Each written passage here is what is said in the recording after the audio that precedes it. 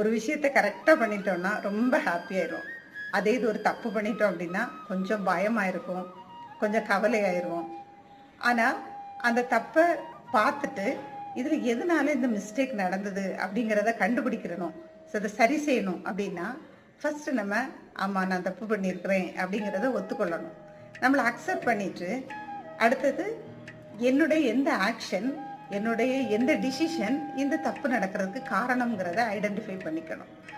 அடுத்தது இதிலிருந்து என்ன கற்றுக்கிட்டோம், இந்த கற்றுக்கிட்ட விஷயங்கள்ல இருந்து என்னுடைய ஃப்யூச்சருக்கு நான் என்ன ஸ்கில்லை வளர்த்துக்கணும் அப்படிங்கிறத முடிவு பண்ணிக்கணும். அடுத்தது லெட்ஸ் கோ மூவ் ஃபார்வேர்டு அப்படின்னு ஃப்யூச்சரை நோக்கி ஆக்ஷனுக்குள்ளாடி இறங்கிடணும். நம்மளே மன்னிச்சு நம்ம கூட ஃப்ரெண்டாக்கி நல்ல ஒரு இரக்கத்தோட நம்மளை பார்க்கணும். உங்களுக்கும் இதே போல் கம் அவுட் ஆகிறதுக்கான பாயிண்ட்ஸ் இருக்கும், அதை கமெண்ட் பாக்ஸில் போஸ்ட் பண்ணணும்.